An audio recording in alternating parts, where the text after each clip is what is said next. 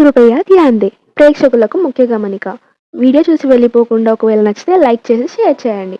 మీకేమన్నా సజెషన్స్ ఉంటే కామెంట్ సెక్షన్లో తెలియపరచవలసిందిగా కోరుకుంటున్నాం. అలాగే మా ఛానల్ని సబ్స్క్రైబ్ చేసుకోవాల్సిందిగా ప్రార్థన. ఇంతసేపు లైక్ చేసినందుకు చింతిస్తున్నాము. ఇంకా ఆలస్యం చేయకుండా ట్రైన్ ఎక్కేయండి, వీడియోలోకి వెళ్ళిపోదాం. మనం మామూలుగా మిర్చితో ఏం చేస్తాం? ఏముంది, కూరలలో వంటలలో రుచి కోసం వాడతాం, అంతేనా? మిర్చితో ఎన్నో ఉపయోగాలు ఉన్నాయి. వీటిల్లోని క్యాప్సైసిన్ అనే కెమికల్ కాంపౌండ్ని మెడిసిన్లో యాంటీ ఆక్సిడెంట్, యాంటీ ఇన్ఫ్లమేటరీ కాంపోనెంట్గా వాడతారు. అంతేకాదండి, మేకప్లో కూడా వాడతారంట. ఇంకా మనం సెల్ఫ్ డిఫెన్స్ కోసం యూజ్ చేసే పెప్పర్ స్ప్రేలో కూడా మెయిన్ కాంపోనెంట్ ఈ క్యాప్సైసినే.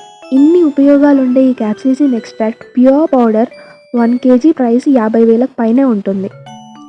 అసలు ఈ క్యాప్సైసిన్ని ఇండస్ట్రీ లెవెల్లో సూపర్ క్రిటికల్ కార్బన్ డైఆక్సైడ్ మెథడ్తో ఎలా ఎక్స్ట్రాక్ట్ చేస్తారో ఇప్పుడు చూద్దాం. ఫస్ట్ క్యాప్సైసిన్ కంటెంట్ ఎక్కువ ఉండే చిల్లీ వెరైటీస్ని సెలెక్ట్ చేసుకొని దానిలోని తేమ 10% వచ్చేంత వరకు ఎండబెడతారు. దాన్ని గ్రైండర్స్తో మెత్తగా పౌడర్ లాగా చేస్తారు. తర్వాత కార్బన్ డైఆక్సైడ్ గ్యాస్ని హై టెంపరేచర్, హై ప్రెషర్ దగ్గర కంప్రెస్ చేస్తాం. ఈ కంప్రెషన్ వల్ల కార్బన్ డైఆక్సైడ్ లిక్విడ్గా యాక్ట్ చేస్తుంది.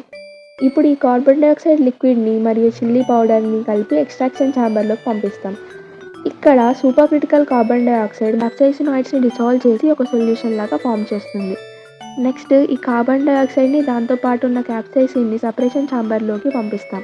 ఇక్కడ ఉండే లో ప్రెషర్ వల్ల మన కార్బన్ డైఆక్సైడ్ మళ్ళీ గ్యాషియస్ ఫామ్లోకి మారుతుంది. దీన్ని మనం మళ్ళీ రీసైకిల్ చేసుకోవచ్చు.